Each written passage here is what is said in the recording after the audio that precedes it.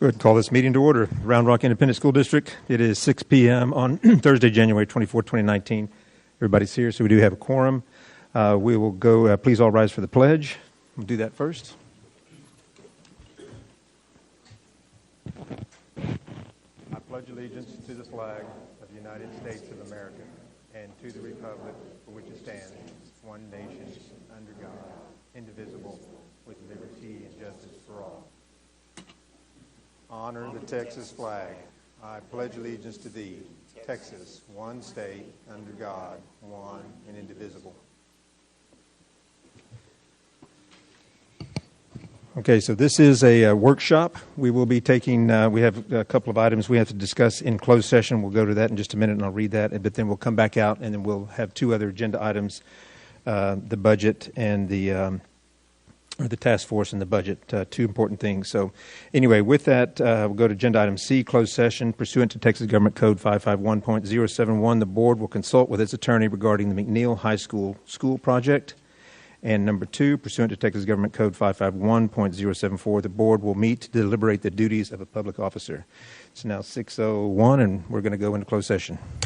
Okay, we'll go ahead and call this meeting back to order. It is 7:46 p.m.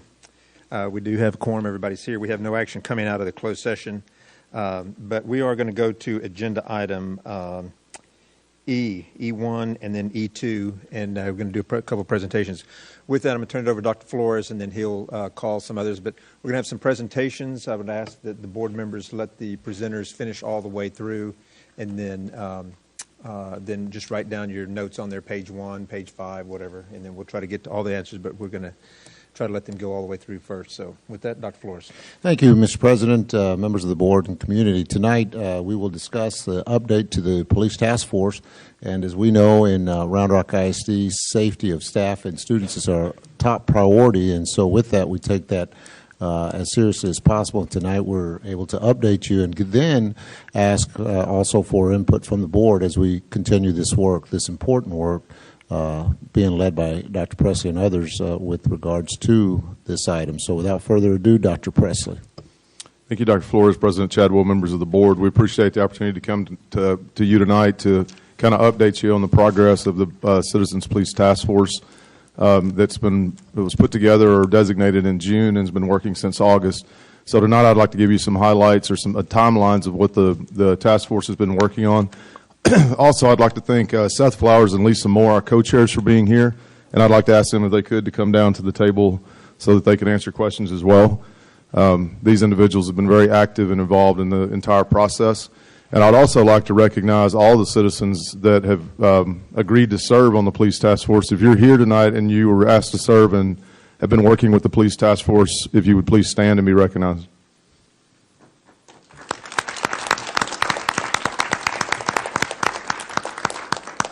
These folks have committed a lot of time, not just in the meetings that we've had, but also in the outside the meetings on doing research and looking at the data and information that they've received and they're looking at on their own as well. So I'll go through a few brief slides just to kind of give you a timeline. And once again, we have some folks here, the citizens that are doing the work that would be happy to answer questions you may have. Dr. Malerba? Oh, there you go. This is an excerpt from the resolution that was passed on June 21st, 2018. And it's a pretty important excerpt. It doesn't, obviously it's not the entire resolution, but I wanted to just kind of brief, especially with new board members, on that part right there about why. If you ask why is the why, what's the why, that would be a big part of that in that statement right there. And I'm not going to read it to you, you can read it, but I wanted to kind of bring that tonight just as a reminder of the original intention of the designation, the approval of the resolution moving forward with the work that's been done. These are three significant dates in the timeline dealing with purpose and leadership. June 21st, as I just mentioned, is when the board adopted the resolution for us to move forward this exploration while engaging our community. And that's really what the resolution said, is that we were to go out and engage the community on what they think would be a best recommendation or recommendations to bring back to the board. On August 21st, we had our first meeting. At that time, the co-chairs were Seth Flowers and Katrina Plummer. Katrina, since then, had moved out of the area. And then on December 17th, another significant happening is Lisa Moore was nominated by the task force member and approved as co-chair by the task force to replace Katrina Plummer. So since December 17th, and Lisa was very active, involved in it, I think all the meetings prior to that, so we appreciate her efforts. But so the co-chair, the co-chairs changed when Katrina left and Lisa came. She's been there all along, but when she took over the leadership piece of that on December 17th. These are some other meetings. Our first meeting, once again, was August 21st, and this kind of highlights, and you can look at it in the presentation, it highlights the different folks who have come and spoken to the committee, and it's been a very eclectic group. Just as opinions and philosophies are different on policing in schools in general, the speakers we had, and you can see the ones that are up there, and then there's even more for other meetings, and these were, the agendas for these meetings were put together by the co-chairs. They would meet with Mario De La Rosa at the time and Dr. Malerba and sometimes Jenny Caputo, but they were the ones who were constructing the agendas based on what they had heard from the feedback from the task force in the prior meeting. If the task force members said we want to hear from this person or that person, then we reached out to them and tried to get them to come.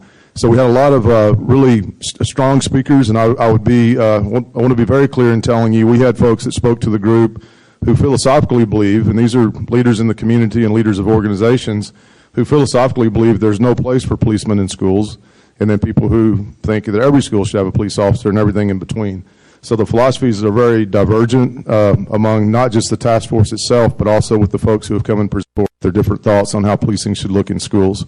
The last one on there on January 18th, which was just last week, we met with the Student Advisory Board.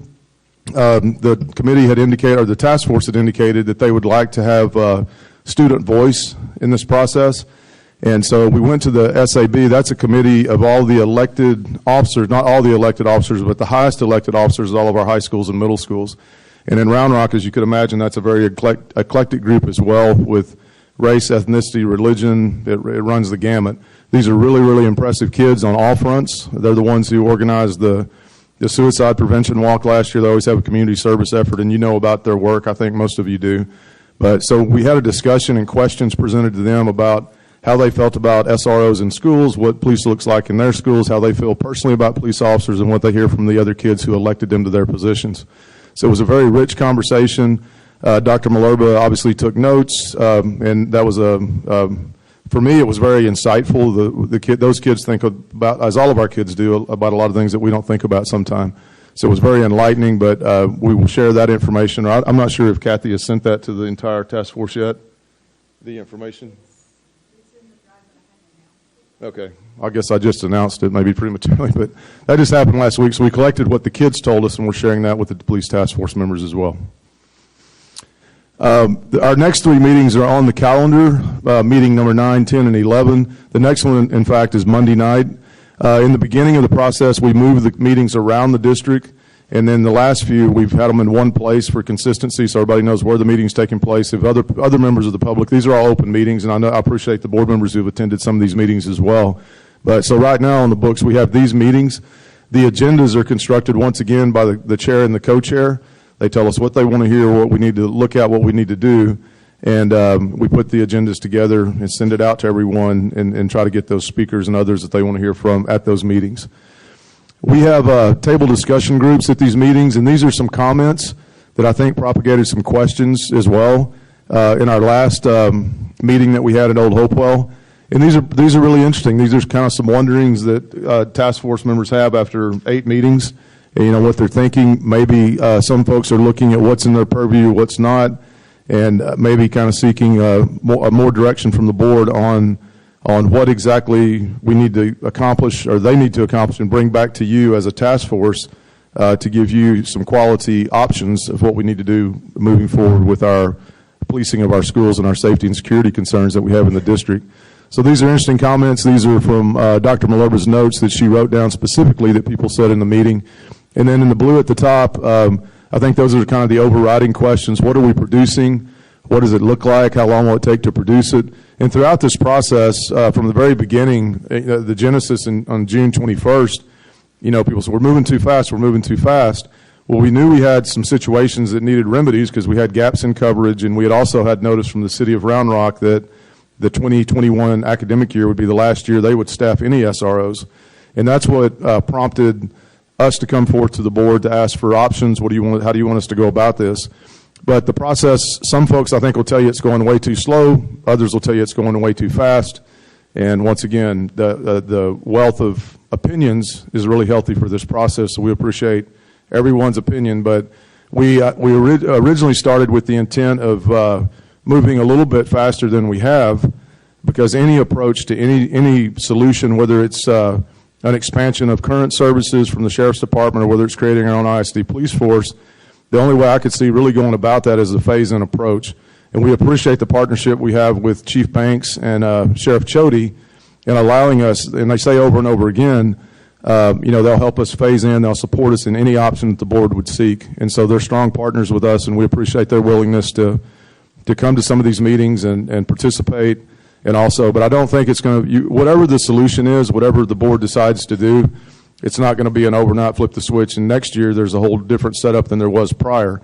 I think it'll be a gradual phase in no matter which way the board decides to go about it.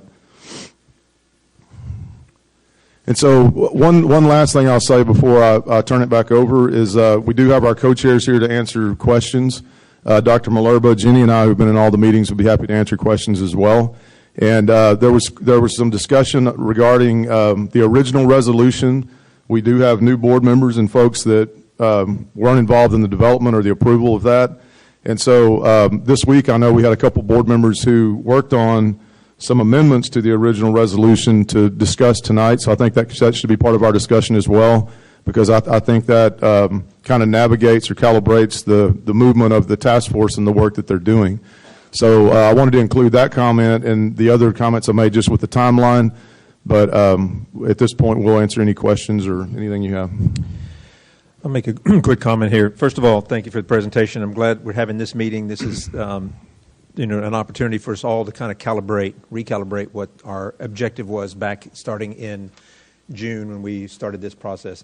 I'm also grateful that the Round Rock Police Department and the Sheriff's Office are willing to continue and help with the transition. I do know that they had a requested timeline of the end of May 2021 to get going on that. The resolution that was passed, do you two want to make a comment? And then I'd like to have our two trustees that looked at the resolution. Do you have a copy of that going to be pulled up online? Okay. Well, I'd like for everybody to see it if we can, but if we can just... Anyway, while they're doing that, you two want to make any comments? Any board members have any comments? Otherwise, I'll let you guys kind of do an intro or recap, whatever you want to do. As was reported by Dr. Presley, I've only been in a position of leadership very, very short time, so I've been an active task member since the very beginning. And I will say that in the very beginning, and once again, I'm only representing my thoughts and my input. I cannot speak for the rest of this task force. And once again, everyone has their own thoughts and ideas and perceptions, most definitely, from whatever lens that you're looking through as you're participating in these meetings. But most certainly, I felt that from the very beginning that it was very, very district-led, heavily district-led and organized. It felt very, from the very start, it was all very pro to do this. Even though one of the very first questions that was posed to the task force is, do we need to have our own police force or not? That was kind of the leading question for everyone, which I think was kind of confusing for a lot of people, actually. So we had a lot of pro discussion going on in the first. When you say pro, just for clarification, in favor of the district forming its own. Right, in favor of. And once again, since I didn't know how the meetings were organized, that wasn't necessarily explained to us.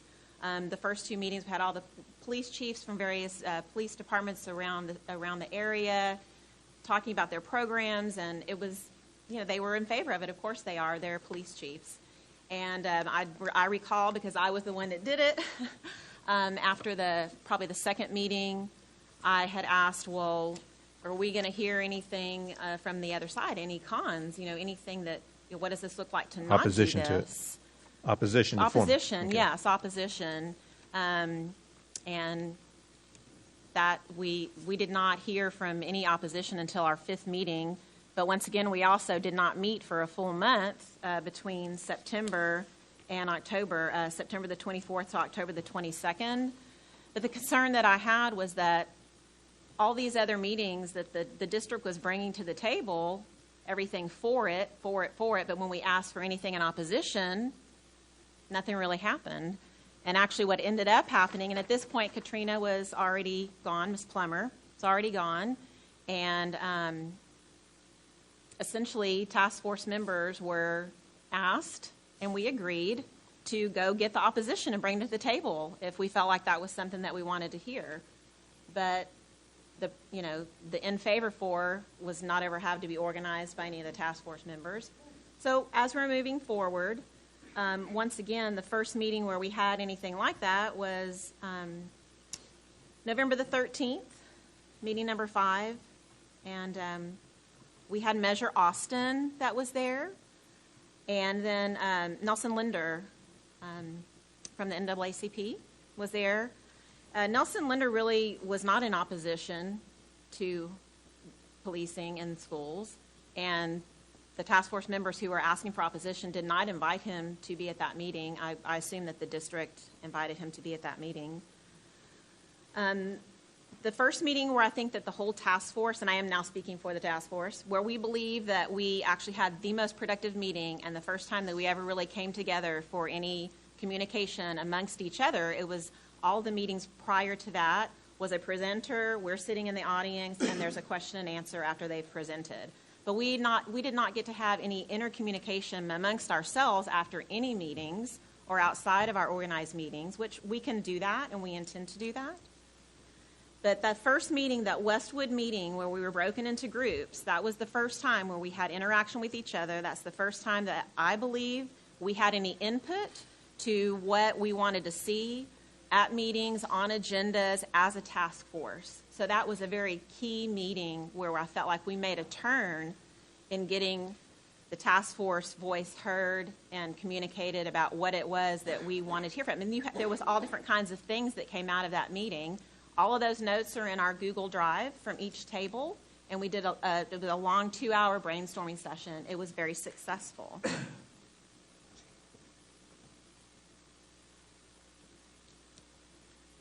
Then we had Texas Appleseed at the 7th meeting. It was a wonderful presentation. It was really the first, I think, very good presentation that we had in opposition. Morgan Craven, and that presentation is also in our Google Drive. That was at Hopewell Middle School. By this point, we were also getting a good audience coming. Westwood started. We had a lot of audience people coming just to observe and watch our meetings. Was it Old Hopewell, wasn't it? Old Hopewell, I'm sorry, at Old Okay. Hopewell. I was we at had that the one. Texas Okay. Appleseed That's right. presentation. That was also the meeting where I was nominated to become chair, replacing Ms. Plummer. And so at that point, and then we went on holiday. We did not, after this December the 17th, that 7th meeting, we did not meet again until after the new year, and I was able to join Seth and the district in looking at what that next meeting would look like. And the meetings after that, after the Texas Appleseed meeting, all of the information from the Westwood brainstorming, one of the things we were asked to brainstorm about is what we wanted to see in our next meetings and who to bring to the table and who we needed to hear from and things of that nature. So this last meeting, one of the things that we were able to brainstorm about, we heard from the SROs. We had a panelist of SROs, and they were asked questions. We had a panelist of principals in the district, and they were asked questions. Sheriff Chody was there. We asked a few questions of him, and he spoke. And we also took some time to brainstorm. And one of the things that came out of our brainstorm, those questions right there, what are we producing? Because you could ask each of us, we would have a different definition of what we were producing. The other thing that we felt very, very strongly about as a group is our ability to debrief and talk after we've heard these presentations. We literally have not done that together after any presentation. And we want that very much so. We think that's very important for our collaboration. Can I ask what you mean by debrief among yourselves? You're talking about allocate time for that? Or? Yes, most definitely. So we have not, after the presentation that we had 2 weeks ago by the SROs and the principals, we have not gotten to sit down and talk about what their responses were together, collectively as a group. Go ahead.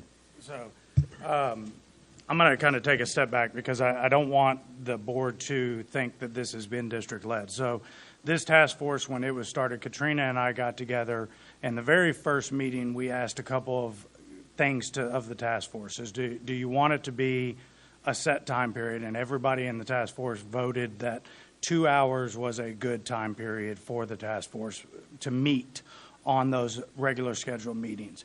At that meeting, we also said that this is a task force. This is not led by Katrina and I. This is a group of people that have the ability to come together and bring all of our resources together. At that meeting also was listed out several people that we wanted to hear from police chiefs to different organizations, all of that. And we began to organize those. The next few meetings were very informational-based meetings because we were new. A lot of us didn't have a lot of information about what even around an ISD police department looked like, much less to form one, develop one, all of that. And so Katrina and I were working very closely with the district to bring in people that were going to speak, provide us information, all of that kind of stuff. And those meetings were very packed with individuals. We did get the request to get some other opposition. We said we didn't have a lot of the contacts that were within the opposition, so we did say that we would reach out to them. Texas Appleseed was actually on the agenda 3 different times. One of the scheduled meetings was canceled because Measure, Austin, and Texas Appleseed were the agenda of the meeting, and both of them ended up having to cancel that for that meeting, and so we couldn't meet that meeting. And so one of those 2 canceled meetings was because of that. One was because Katrina had some family situations and some things changed within her personal life and had resigned in between 2 of the meetings. So there were a lot of moving parts that happened there. The district, and I think Lisa got the feel of this in the last meeting, was on a regular basis, I was meeting with the district, and Katrina and I originally had been meeting with the district to say, this is what we would like to see, this is how the agenda is going to be laid out, this is who we've got confirmation. Do y'all have any confirmation from anybody else that they're coming to speak? How long can we give them to speak? How long do we think they're going to speak? All of those kinds of things. And we did have several meetings that were jam-packed with information during those time periods. And so with the meetings have the entire time been organized by either Katrina and I, myself, or once Lisa was nominated in, Lisa and myself in this last meeting, agenda planning meeting. And so those meetings have been very organized. I do think that it took some traction too and some time before the task force in itself felt comfortable and really began to understand what this was. I think we still have I just think miscommunication that the district is not determining when our meetings are. We scheduled those out when we first started the task force that we would like to meet every other week, and we've scheduled those out. There's not been a barrier by the district or anything of that nature saying you can't meet extra or you can't do any of that nature. I didn't want to communicate. And so it's strictly that we have tried to respect the volunteers' time of this task force, of that, we're given 2 hours basically every other week, and this is a lot to take in. I mean, one of the things that coming into this, I'm very familiar with law enforcement. I'm very involved in law enforcement, and so I have learned leaps and bounds of information on both sides of the aisle and down the middle of the aisle. And I think that it is very intriguing to see not only the information that we've absorbed, but also the level of interest that this is causing on different areas other than just law enforcement. That this is not just a law enforcement category. This is a category that engulfs race and special education and mental health, and a lot of different issues are engulfed in this because it all typically lands back on the law enforcement. And to me, that's something that I didn't really think about going into this task force, that I have learned a lot about the interactions, speaking with SROs, speaking with chiefs from different ISDs, is how much they deal with that and how much they're a mentor before most of their time is spent mentoring students and talking with students. And getting to see the passion that some of these law enforcement officers have has been very exhilarating.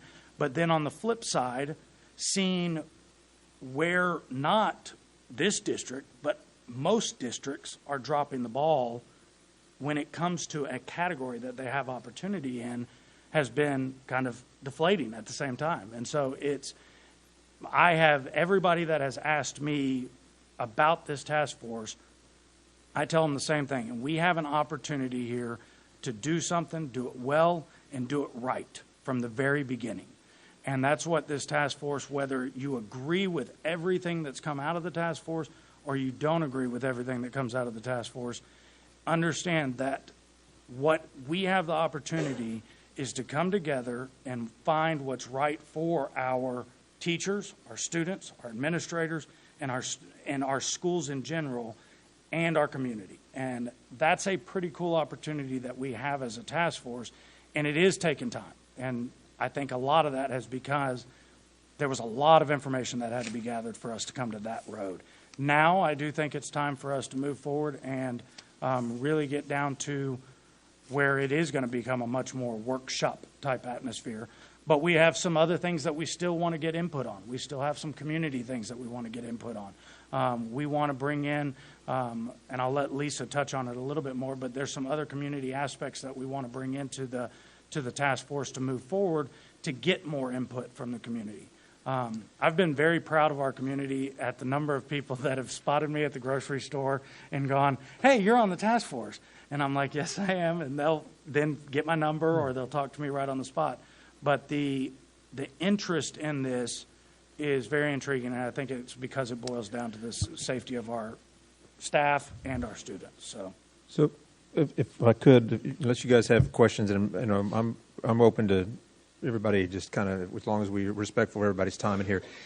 It might be a good transition before unless you have something else, to hear the original resolution, the rewording, and then kind of that may relay into. Is that okay with you guys? Yeah, actually, I thought that was perfect because we had the same thought as we were setting the agenda and hearing about the last few meetings and the asking for more time and all of that. And so hopefully we're going to maybe be able to bring up what we talked about with Dr. Malerba and Ms. Carpenter, where we went back and we made some changes, hopefully to make things more clear for the task force. And we did keep in Dr. Presley's very important whereas. But when we bring it up, we did try to go back and give more clear guidance.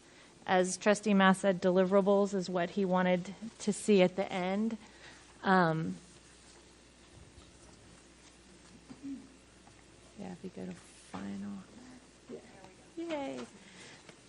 So I don't think we have a copy. Do you want me to add a little more color? Yes, please. Add color. Thank you. Yeah, I didn't show up until task force meeting number 6. And that was intentional. I felt that the task force just needed to gain its traction and work from there. But from meeting number 6 and my conversations with members of the community, it became clear to me that there was some confusion amongst several of the task force members as to what was expected of them. And I think some of the confusion really tracks back to the resolution itself, which maybe had a couple of things that were contradictory in it. The title itself of the resolution is Resolution to Establish a Police Department in Round Rock School District. And one of the whereas says Round Rock ISD has determined at this time that establishing the police department will most efficiently and effectively provide the daily law enforcement presence, safety, and security. However, later in the document, in the resolution, it talked about engaging the community where we may proceed with the hiring of a chief of police to further explore and begin the establishment of an implementation of a police department. So the confusion that I was sensing is this a done deal and we're just asking you how to do it? Or is the door still open to alternative recommendations and suggestions. So that was one source of confusion. And then Mr. Flowers talked about another issue, which is the complexity. So let me first say that unequivocally, every member on this dais, every member of this board and the prior board put school safety and security number one. We may have some slight differences as to how to proceed as next steps, but I guarantee you everyone is concerned first and foremost with school safety. But that said, during the course of the meetings, it did come up, it's not just about having people in uniforms at the schools. There's a whole race conversation that's uncomfortable to have but needs to be had. There's an equity conversation and a disparate discipline conversation. So it's not a surprise to me that several members of the task force have asked for more time because it's a more complex issue than how we originally sized it. So with that background, what we tried to do was tweak the prior resolution to incorporate those understandings and add some clarity and specificity to what's expected. And so we started with the title.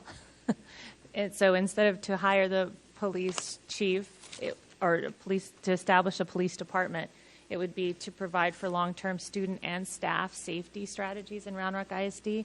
And we did actually add staff several times in here because Dr. Malerba did say when they met with the students, it was the students who brought up that it only said students all the way through there, and they were concerned about their teachers. So we did add that in there.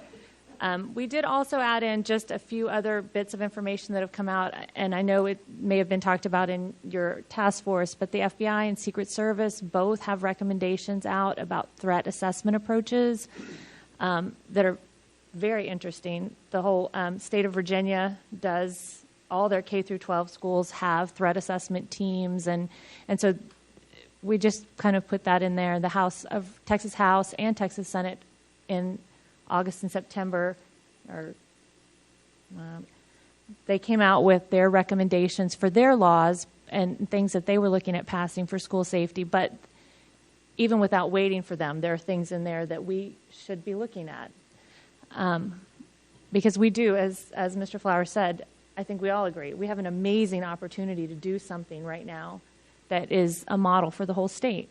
And we want to be that kind of district, and we want to do the best we can and be and provide for all the safety of our students and staff. So we kind of kept the next determined based on recent school safety issues, and then about our local law enforcement partners. And then we did change be it resolved just a little bit. And this is just a discussion today. We're not actually voting on this. Because most of the other trustees only saw it today. We worked yesterday on it, and they only got it this morning, so we're just going to talk about it a little bit. But we did put April 18th. Our April 18th meeting would be a time, hopefully, and kind of get your feedback if you think that's a doable timeline, but a presentation where we would get 3 to 5 recommended safety strategies with the analysis, with the pros and cons of each recommendation. And then we kind of went a little bit farther. We had just a timeline of once we do approve it, that the task force members will establish your process to create these recommendations. Because I know you have some amazing task force members. You've got judges, you've got social workers, you've got SROs. I feel like it's an amazing group that you guys can come up with how you want to break that down for us, and then over the next few months and set your own meetings, and then submit your recommendations to us. They do have to be into the superintendent a week before that so they can be posted. And we just tried to simplify it a little bit, and I don't know if other board members have any, or if any of the other task force members, if there was something maybe we've forgotten that as you're reading that, it struck you, or if there's anything else you need to know from us. Mr. Moses, you got a question here? Yeah, well, I just wanted to make a couple comments. First, thank you, Seth and Lisa, and all the task force members who also work on this. And I think all of us, as we start going through this, as you said, you start peeling back the layers of the onion, and you start seeing more things that need to get addressed, which is really helpful. And I do want to thank Treasurer Amy and Matt for working on this. And we do reserve the right to get smarter, and so I think this is a step in that direction. I do have a couple questions on that for just to get a little bit clarification on what y'all are thinking. Then also, I don't know if this is going to be a Danny or a Doug question, but I know the state of Texas does have some certain parameters we have to follow regarding if we chose to go one route or another. Do any of these changes affecting timelines there? Well, the logistics of starting an ISD police force, there are state requirements that you have to go through for that. No district is required to even have officers on their campuses, Right. so I don't know if that answered your question. But Right. yeah, there are guidelines that we'd have to follow by But I know- state statute. Right, but I know part of the reason why we adopted the resolution in the first place was I thought it was in line with some of the requirements of the state. I just didn't know if amending it resets the clock or resets any protocols or anything like that. Well, there's an application process that you have Okay. to go through, which takes, I can't remember the exact timeline, maybe 30 to 60 days.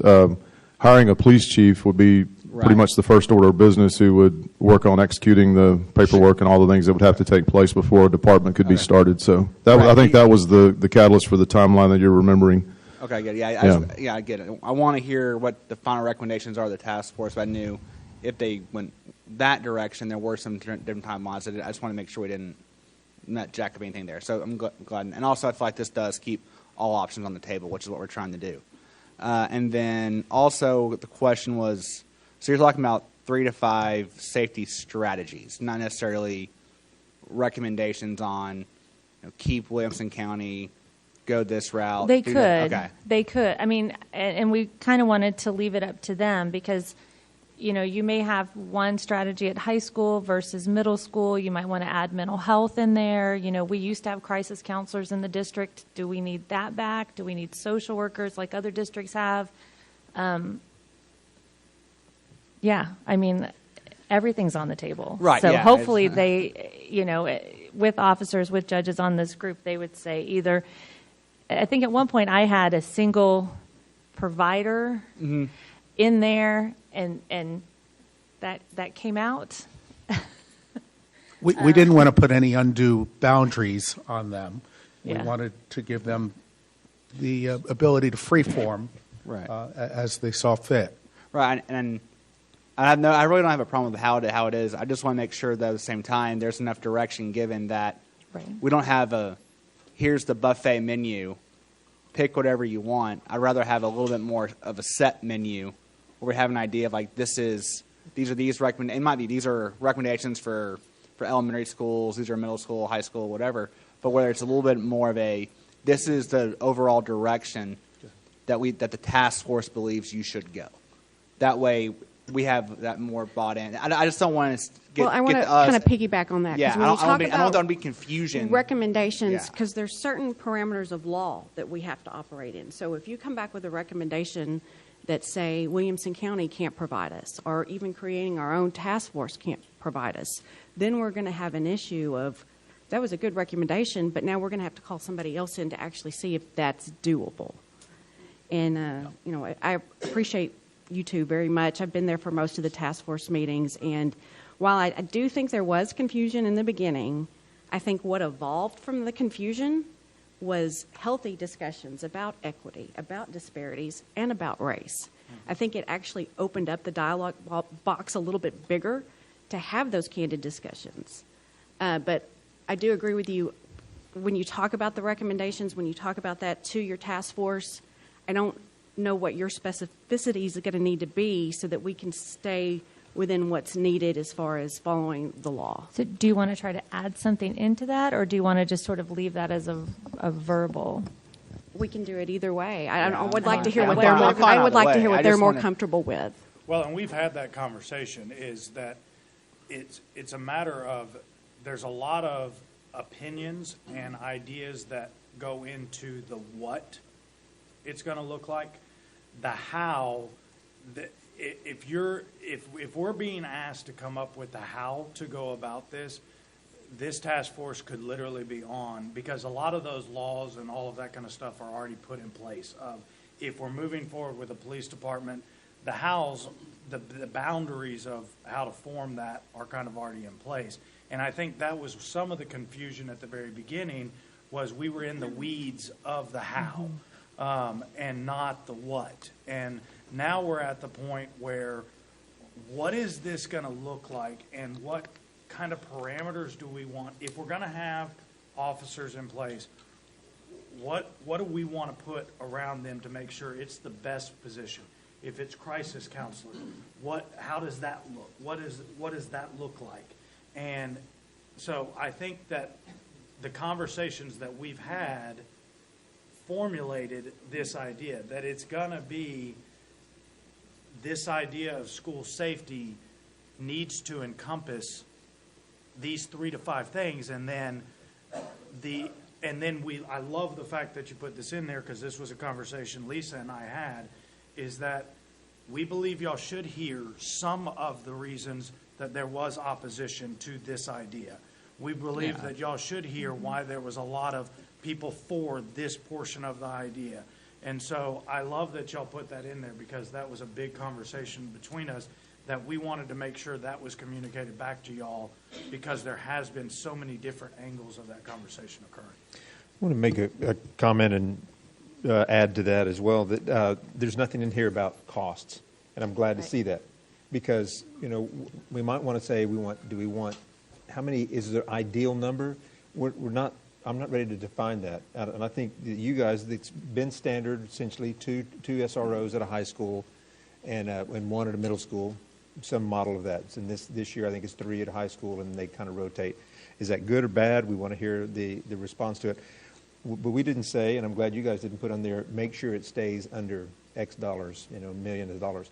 My understanding is roughly it's going to be the same, whatever option we choose. And just for clarification, there's been some people saying we're going to spend a lot more, which one, where we go.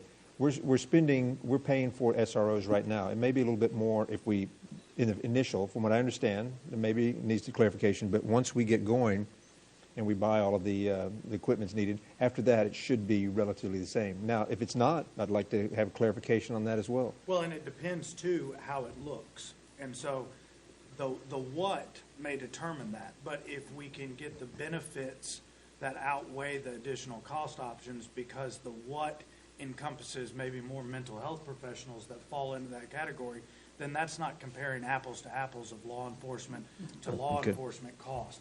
And so I think that's one of the things that I think may have tightened up some of the communication and the conversation at the beginning, was the restriction of, if we're under this umbrella of cost, is that putting restrictions on the conversation, when perfectly honestly, from my perspective of co-chair from the get-go, is that my job is to come to you with the best recommendation of what this school district needs to make sure our staff and our students are safe. And if out of that comes a little bit more, then that's icing on the cake. And so that's the way my viewpoint's been through the entire process of this thing. And I'm happy to hear. So I think from the genesis, at least speaking for myself, that's what I was hoping to get out of the task force, is to hear from the community say, and based on the data we're seeing and based on our own beliefs as a school district family, this is what a safe school looks like. And whether it is the mental health counselors, whether it is an officer or security, or whatever you want to call it, on the campus, this is what that looks and feels like. And so I think, I'm glad to hear you say that, because that's, at least for speaking for myself, that's what I'm going to need to hear to help make a good decision. Okay, can I allay Trustee Vessa? Just so you know, we did not leave budget completely out, because we are going to have our budget talk in just a minute. But we did want to take it off your plate, because when we had our discussion, we thought if you came back with your recommendations, and if you had more than one, then it would be up to staff at that point to put price tags with all of that. And then when we come back again to make our recommendation, then the pros and cons are going to be very helpful, because the money will be attached to it at that point. But so we weren't leaving it out, I promise. We just didn't want you guys to have to figure out what a social worker's salary and benefits would be compared to crisis counselors, compared to SROs. it seemed like too much to ask you to do. We also recognize that it's unrealistic to expect 40 members of a task force to all reach a single decision as to what the best recommendation was. So that's why we wanted to allow some ability to disagree and provide multiple options and alternatives to us. But that said, I did want to ask you a question. I think there were originally about 40 task force members, and about 18 or 19 show up pretty regularly. As we move forward, is that about the right number, or are we at a point where you'd like to grow it back to a larger number, or what are your thoughts there? I think that we believe collectively as a group, and once again, I may not be representing this task force, but at this point, it would not make any sense to add additional members because you needed to have been in all of the conversation. And so those that have been actively participating, and at least over half of the meetings since we've started is probably a core group of about 15 to 19, actually. And there are quite a, there were not 40, it was 30. There was 30, 35. It was 35. 5 were students, and we actually only had one student that, so we requested 5 students, and we only ended up getting 1, so we ended up right at 31 original members. And currently on our task force email list, I believe it's about 26 individuals, including myself.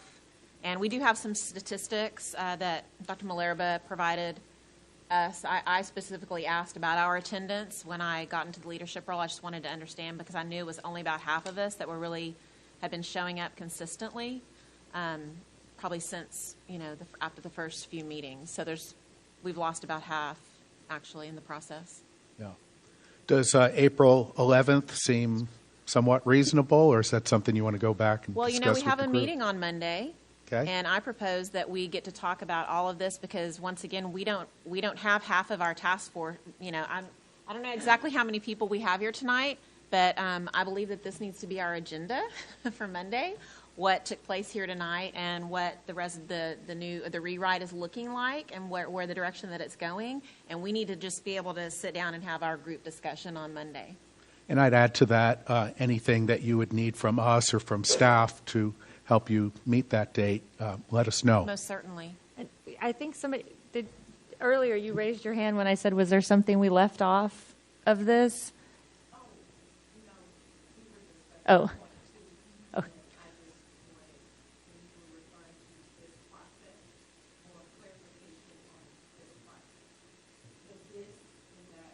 Oh.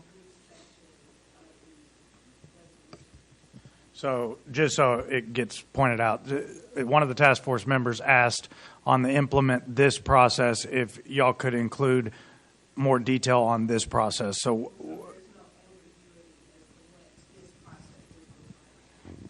I think it refers, see, in the earlier we said, there shall be established by the task force members a process they will use. So it will be your process. You want to come down, ma'am? You want to come down to the microphone so everybody can hear? Can you come down? So everybody who's watching online, they can hear what you're. We can barely hear you, but yeah, grab one of these microphones over here or right over here, either one. Yeah, you can come share with me. I don't. come on. We've got to know each other. So, Grab a chair. Grab a chair. No. So I mean, No, just, again, because of the ambiguity that even the first one did. Even if this process was defined in section 1 above, just referencing this process and then specifically stating where it was previously defined. Oh, okay. the task force shall implement the process they created. Well, what I'm hearing from Seth and Lisa, this is going to be your agenda item for the next. Right. So maybe you guys can get together in small groups or whoever wants to come to the table and dissect this and then come back to us in some form with how changes you would like to see or clarification. I think that's a great idea. Yeah. As Amy said, we're not voting on this tonight. This is a recommendation. Kind of consider it a first reading as we would with a policy. So this is a draft. They spent a lot of time as of Friday and then and yesterday kind of putting it all together. But if you have anything that you want that will help, by all means, take this and work with Dr. Malerba, Dr. Presley, and come back and, I think, am I understanding that right? We want Well, we want to need make sure it's clarification. workable for you, and it is clear, and that we do get to, like Trustee Moses said, we get to our best. Ms. Carpenter?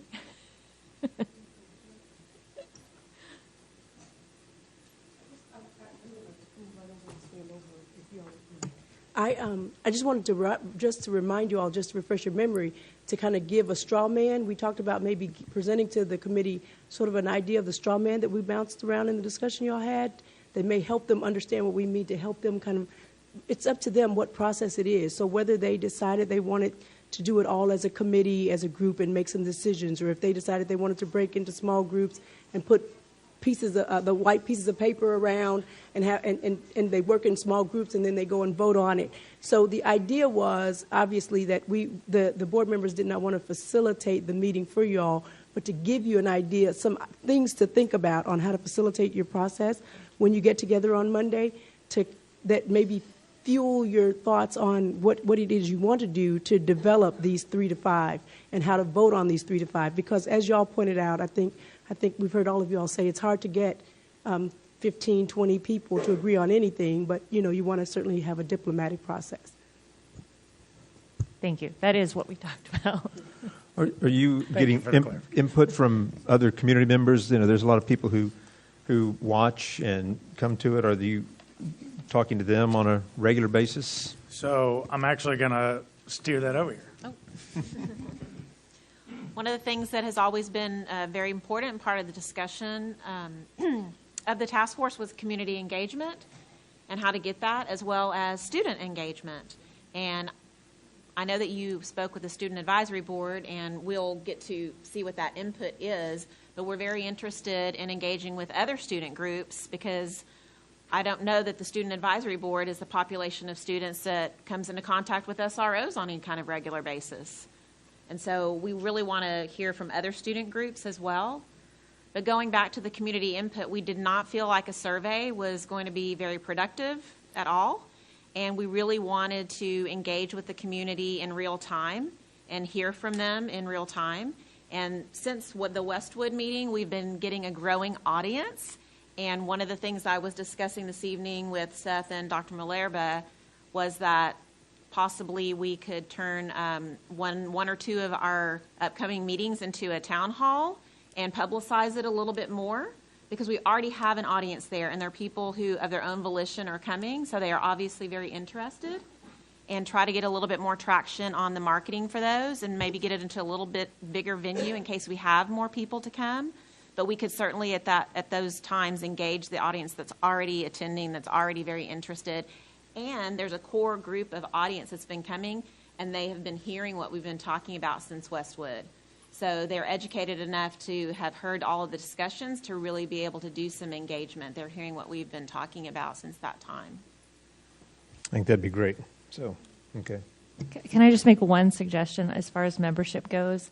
Because, Edward Hanna was, like Trustee Gonzalez, assigned, he was the trustee to that committee. And so I know he's still gone to some of the meetings, but he hasn't officially been a task force member. So I don't know if that's something that we could do, or Dr. Malerba. I know I talked to him at the parade on Saturday, and he said he would really like to continue on this task force, and since he'd been involved from the beginning, if we could maybe make an exception for Mr. Hanna to stay a part of that. I think that's up to them. I have no idea how the task force was even formed to start with, so I was like, that's really up to us? I'm like, okay. Well, so and that's a good point, because several actually people in the task force have asked that question, and so since we are in the forum to, so we were originally asked, Katrina Plummer and I were asked to chair this coming out of Leadership Round Rock ISD. So we had just finished up a year-long program, Leadership Round Rock ISD, and we were also both on the bond committee working through that process. And so we wanted to, so basically what happened at that point is we put it out to the public of people that wanted to be on the task force. And this is a valid point to your statement, is that at that point we had, I believe it was around 50 some odd people that kind of said, we want to be a part of it. Some had been asked, hey, do you want to be a part of this, by I think, community members, and said you should be a part of this and stuff of that nature. And so they put their name out there. So Katrina and I took that list of individuals. It had their name, their experience, and their feeder pattern on there. And basically we said at that point that we think around 30 people was kind of a sweet spot to have interaction and to be able to get communication. So we went through that list, and we wanted it to be from all over the district. So we went through and we said, okay, well, we've got a large group of people that are kind of specializing in this, but the good news is 5 of them are all from McNeil. And so we were able to say, okay, well, let's take those 2 people from McNeil, and we kind of just whittled it down till we got to the 30, and then we asked the principals to provide 5 students, a student from each high school at that point. And so that's how the original task force was formed. We wanted to make sure that it was a diverse task force from all over the district with diverse backgrounds in the task force. So if we had 3 teachers from the school, we literally just went through and said, okay, who came forward first in that process? And we went in that direction. So this person asked to be on it first, so they were the first teacher to be on it, or police officer, and so on and so on. So it wasn't a very scientific process. It was pretty much there. But I've had several people that have participated through the entire time come up to me and say, can we be on it? And I've always said, well, at this point in time, no. But in this situation, I mean, he was a trustee. He was a part of it. He has been to a large majority of the meetings. And so, I mean, as far as I think that it's one of those things that we take back to the task force on Monday and see if they have an issue with it. And if they don't have an issue with it, then moving forward with it at that point. But I think that it may open a box that says, hey, we add a few more. But if that's the majority of, and that's what I've told the task force from the very beginning, if the majority of the task force agrees that we need to do anything, then we need to do it. And so I think that would be something that can be brought up at the next meeting. Sorry, but one more comment. And I will say, Dr. Malerba and Jenny and you all have been, now that I'm on this other side, in the leadership side, you all are great. You're very responsive. I probably drowned you. I think we had in a week's time over 25 emails back and forth from Lisa to you, because that's just me. I had to deep dive and understand and ask a lot of questions. But one of the things that's really important, I believe, in the timing of all of this, and I do know that this is reflective of the task force and what they believe and what they feel and think, because this came out of our brainstorm last week, is that we, because I believe that we will include it in our various recommendations, and that would be data that we've asked for from the school. There's data that we've asked for because it's going to support some of the information that we're going to be recommending to you. And initially we asked for some things, and it just took a really long time to get it. I don't know why, but it took a long time to get it, and we had to ask many times. And so if we're going to stay on track and we're going to track on timing, and there's data that we need to be provided to us from the district, and in a certain way, analyzed in a certain way, or shown statistically in a certain way, we're going to need to get a quick turnaround on that. And that was one of the comments that we had of our last meeting, is that when we ask for something, we really need it, because we need to be able to analyze it. And even if we need to have discussions and questions about it, a lot of the data that we've asked for, we've kind of analyzed ourselves.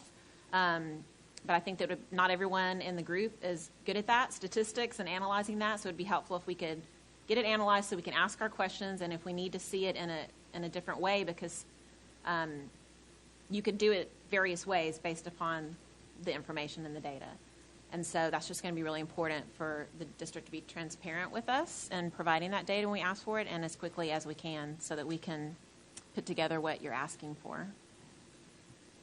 Mr. President, I'd ask that we allowed one of the task force members to provide input, and I would recommend maybe we open it up to any other task force members that wanted to. Would you come up? Yeah,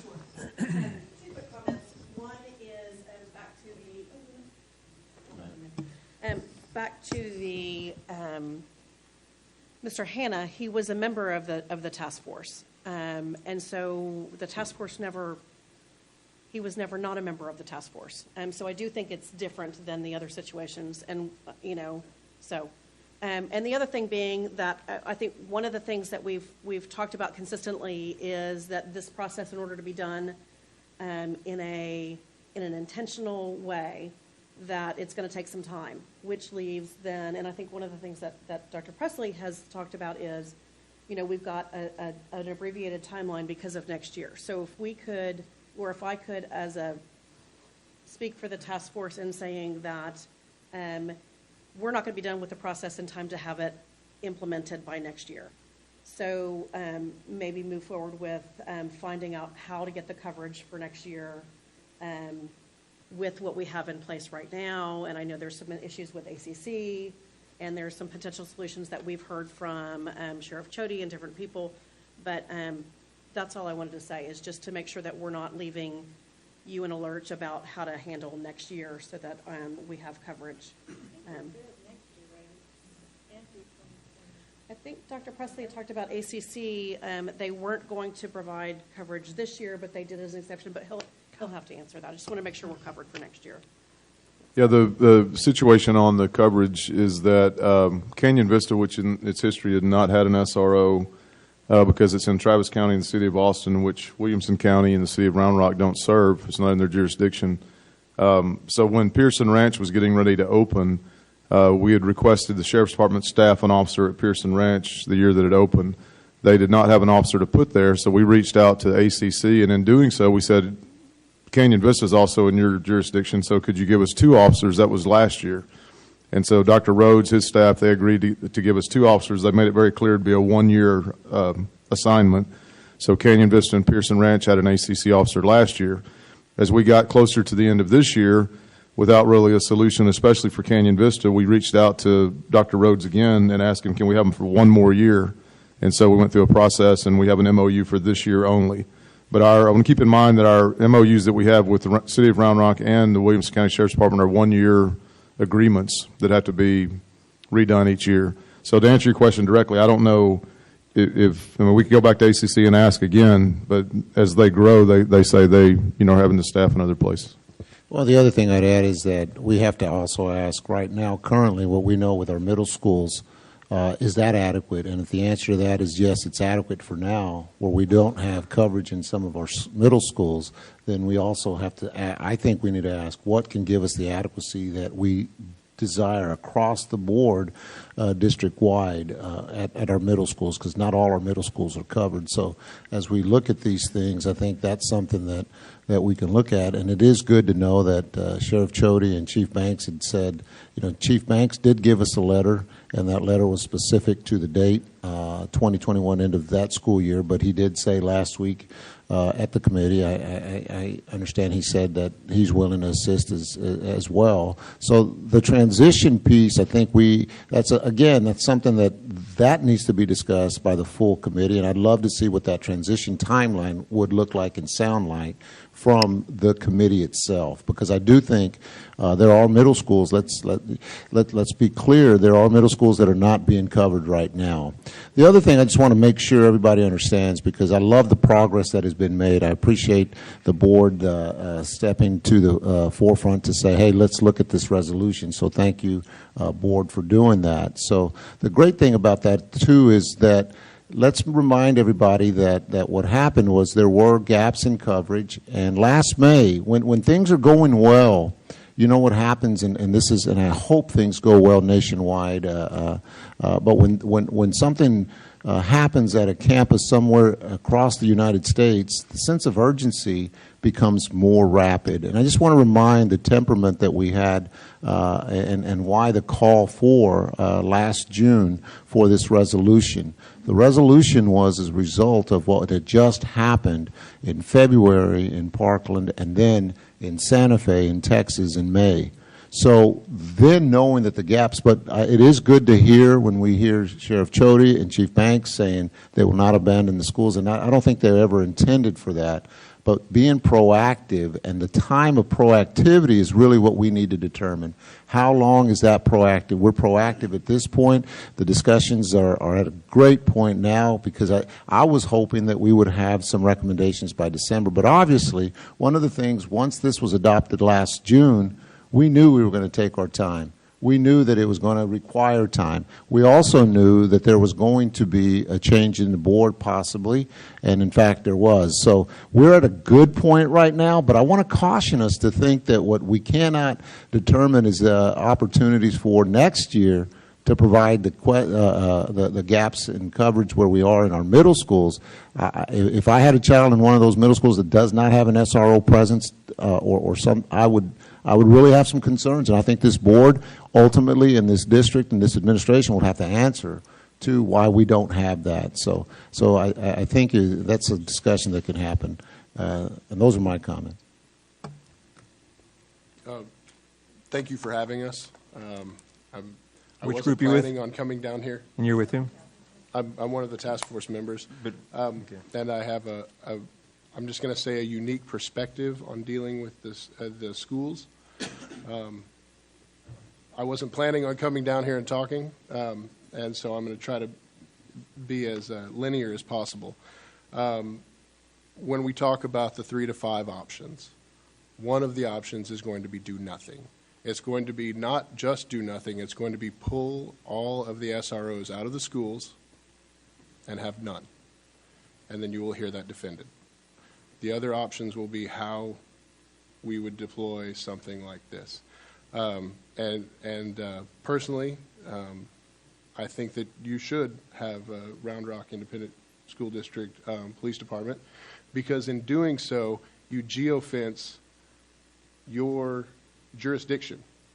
Right now, Round Rock Independent School District falls into 5 jurisdictions. That doesn't even include the state jurisdictions and federal jurisdictions, which means you have 5 responding teams showing up doing different things, playing from different playbooks. Showing up in an emergency when it's already chaos and trying to evolve a plan is not the time. You have the opportunity, if we do this, to set your own plan. And when those jurisdictions come into your territory, they play by your playbook. They practice your plays. I don't want to see another dead child. I've seen them. I've held them. I think that we can't come at this with a single silver bullet, if you'll pardon the expression. I think you need to, not just task force us as a community, but also in our response.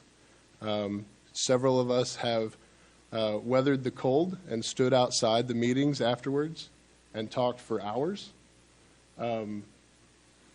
and come up with some really good ideas. We might need to harass you about a 3-hour meeting or like a weekend, but there are some good ideas. We need to sit down and start building. And I'm sorry that we don't have anything built yet, but there are some great ideas. The other thing that we've had come up is the idea that we don't leave as a task force. We don't build you something, hand it to you, and go, good luck. Many of the members have said that we wanted to stay as a task force and help this evolve and grow, because thinking that we're going to come up with the perfect solution on the first shot is an impossible ask. So I'm sorry if I rambled too much. Thank you again. So let me add to that before you leave real quick. So I don't think we, other than the resolution we passed back in June last year, the rest of the board, us besides Nikki and Edward, the rest of us weren't really involved. I don't think we were driving it. And now, there was some discussion about, is it the administration, is it the task force? I think you now have a clear message from us starting Monday. You guys come back, start working on this, take this resolution that was developed, build it, tweak it, and then I'm not expecting a perfect thing the first time out, and I know that it's an evolving, it's going to be a living document. What does concern me, though, is when you talk about the NASRO, as that's called, the National Association of School Resource Officers. I still think, and I've heard this mentioned several times, you have these jurisdictions come in. I would hope that they all kind of follow the same game plan when they do. I've heard that mentioned many times, that, you got the city of Round Rock, you got the Williamson County, the city of Austin, Travis County, and I don't know who the fifth one is, but you said 5 jurisdictions. Cedar Park. Cedar Park. Cedar Okay, Park, yeah. we have a little sliver of Cedar Park. I know that all of these SROs and any officer on the street, if something happens on a campus, they will full force will come here. Hopefully, it'll there's some training that goes on, and if something happens elsewhere, so we could go through every scenario and we'd never end. So I think as a board, we've given you direction. I think the only thing, Dr. Flores, guidance from us is if they ask for something, try to give it to them in a manner that they can, work with, and I don't know, bring us back something as soon as you can. You can give us an update. We can put it on the next meeting agenda, just a quick update. We're not asking for a recommendation. You're always welcome to send us something, and I appreciate your willingness to, do the town hall. I think that's a great idea. I'm fine with Edward continuing. I think anybody who wants to participate and they're showing up, I'd love to see them included. So I'm going to leave that up to my preference is, unless the rest of the board has an objection. Well, this isn't board led, so that's why I punted back to them. I don't want, this is task force led by Seth and by Lisa. That's why I punted it back to them. Yeah. So the only direction we're giving you is you're now.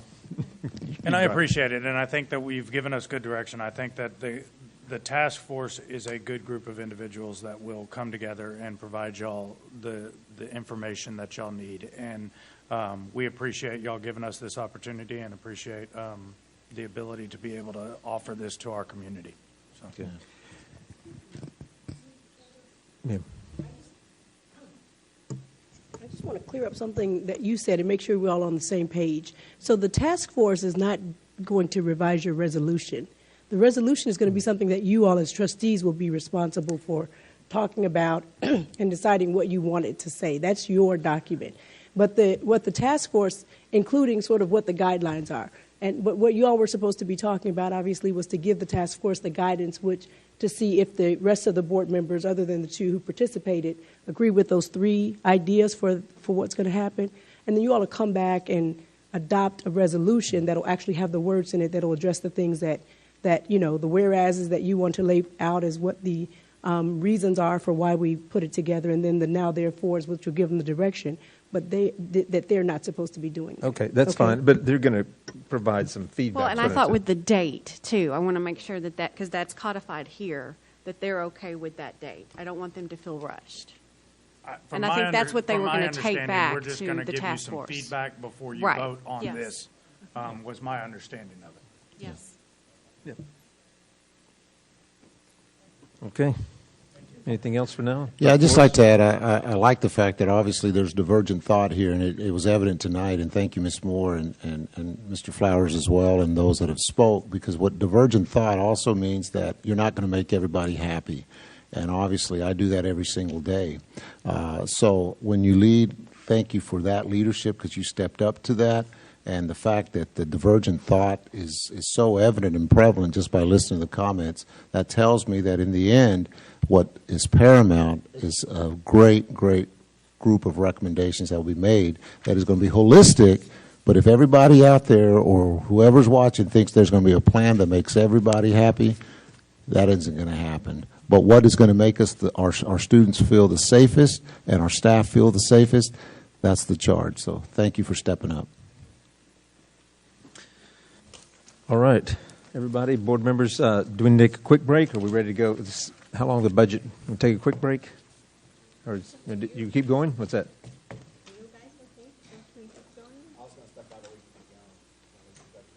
Everybody in 5 minutes. Real quick one. We'll take a quick. All right. Okay. 8:59. All right. We're waiting on a couple more people, but we'll go ahead. There. We got a quorum.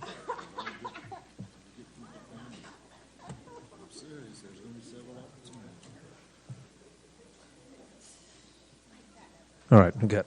All right, we'll go ahead and call back in. It's 9:07. That was pretty good, everybody. So I think we were off by a couple minutes. All right, we'll go to agenda item E2, budget process. Dr. Flores. Thank you, Mr. President, members of the board, and community. Tonight is the first, it is a process, and it is a budget process, and tonight this is the first obvious iteration of that process, but I think it's an ongoing process. We see some discussion at the legislature that has got us a little bit optimistic, but talk is one thing, action is other. So as it progresses, tonight we allow the opportunity to give our update to this process. So without further ado, Mr. Ramiro Flores. President Chadwell, board members, Dr. Flores. I will tell you, and I appreciate that these are small. We tried to give you some writing, and the reason for it is I'm going to ask if you can hold on to your questions until I go through the whole presentation. So this is just to capture your notes, and hopefully you'll be able to squint and see the right slide. So with that being said, we begin the 2019-20 budget process, and it is something that, as you'll see in the next slide, we begin tonight, but it goes through pretty much through the end of June. One of the things I want to point out, Round Rock ISD is known for its financial stability, its position.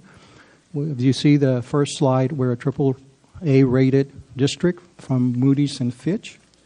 We have a first rating is superior, which is the top, the most highest you can have.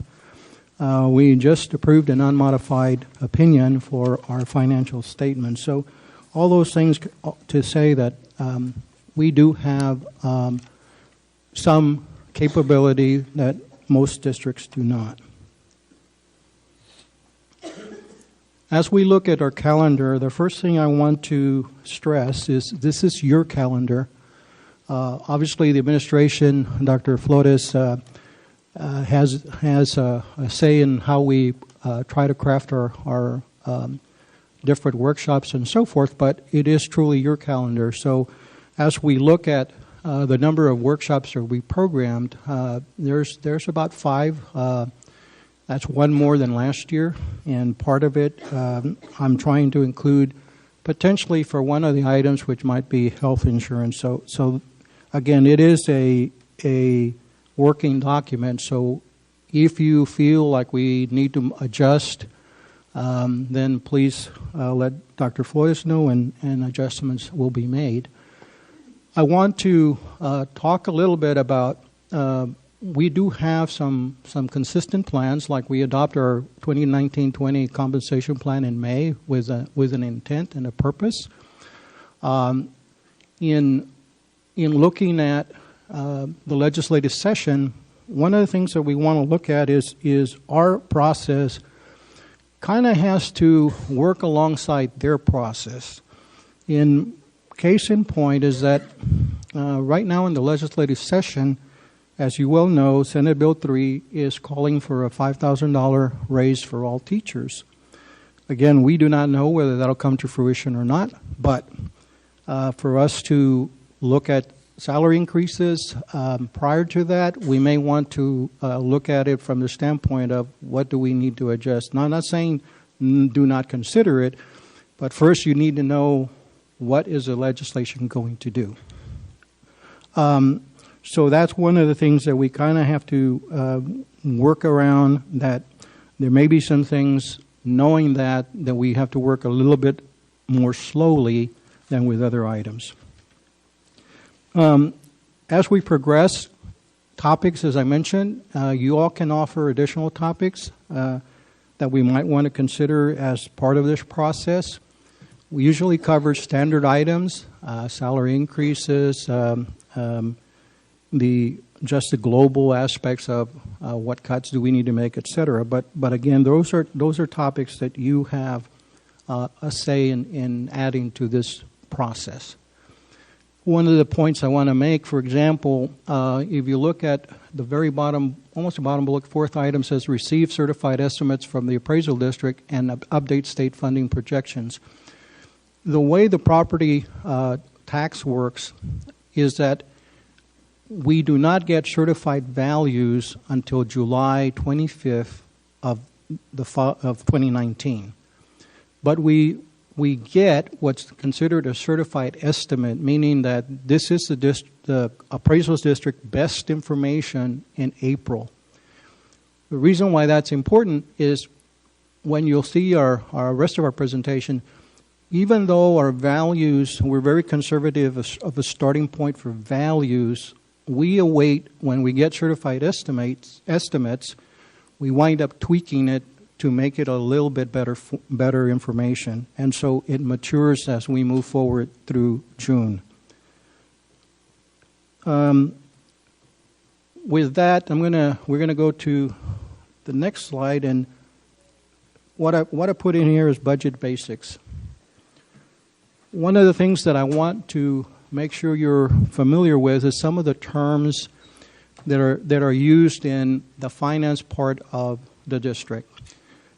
These terms you might hear being discussed at the legislative level as well. Student enrollment, average daily attendance, and I've tried to give you my definition, if you will, the layman's definition of what these mean. Weighted average daily attendance is something you're going to be hearing, and you'll see in the presentation how that impacts some of our funding. Cost of Education Index is very critical. One of the things that the State Finance Commission group was talking about was doing away with CEI. Well, how does that impact us? So I want you to understand what CEI is and also to see the impact. Go ahead. Recapture is a naughty word, and equalized wealth levels is the basis for recapture. And so again, trying to understand what does that mean. You'll see the EWL all over the place, but it stands for equalized wealth levels. Basic allotment is set by statute at $5,100.40, but at the compressed rate of $1. When the conversion was made, Round Rock ISD was not at $1. So we only get $5,129 as part of the basic allotment. The adjusted basic allotment takes that amount and adjusts it by CEI, which we defined in the previous slide. That adds to the amount by almost $437, $5,566. So right here you can see if they do away with CEI, you're back to the $51.29. So it's an immediate impact. So again, I'm trying to point out some things that hopefully will be helpful as we move forward. Guaranteed yield is associated with the golden pennies, the Tier 2 money that we get. And so it allows us a certain amount based on our penny of effort. So Rosanna is going to talk about the budget basics as far as how we actually start building our budget. Thank you, Ramiro. So we wanted to provide an overview of the campus and department allocations. First, to clarify, these allocations are outside of salary and benefits. Campus allocations are formula-based. There is a basic and fine arts per student allotment. We receive projected student enrollments from an external demographer. And then we apply the allocations based on level. So we have high school, middle school, and elementary funding levels.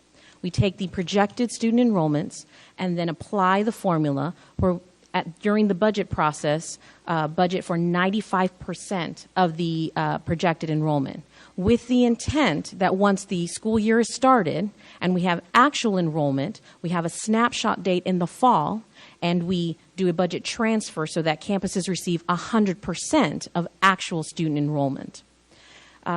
What you won't see on there is other programmatic type funding, such as athletics, community education, social emotional learning. Those allocations are actually through the budget department allocations. And department allocations begin based on the prior year, and then there's additions or subtractions due to necessary programmatic changes. An example of that may be election costs. So there was election costs that were part of the 2018-19 department budget allocations. There is not a planned election in 1920, so that is an allocation adjustment we will make for departments in the next year. Now, in terms of budgeting for salary and benefits, for filled positions, we take actual salaries for all positions, and that's what we use as the budget starting point. For vacancies, if there's teacher salaries, we look at the 5-year teacher salary range. At this point, it's estimated at $49,400. And then for other positions, we look at the midpoint for that pay grade. Then we apply the applicable percentage for benefits related to those positions. And now I'm going to take it over back to Ramiro to talk about historical trends.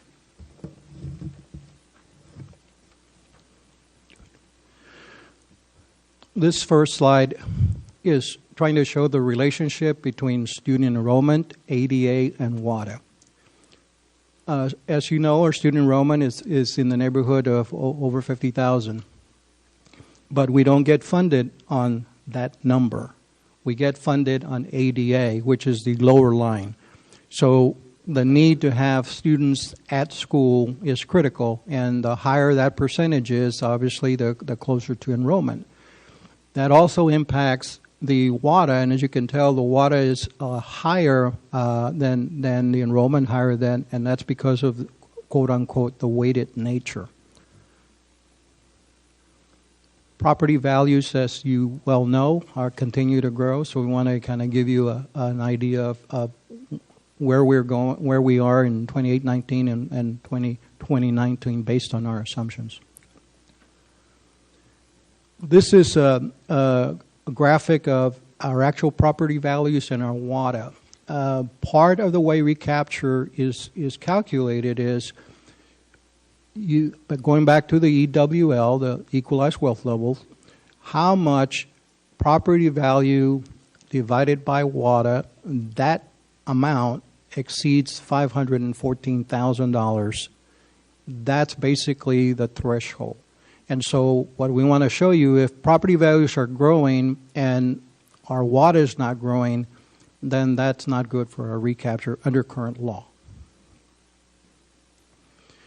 And this is just to show you where our property value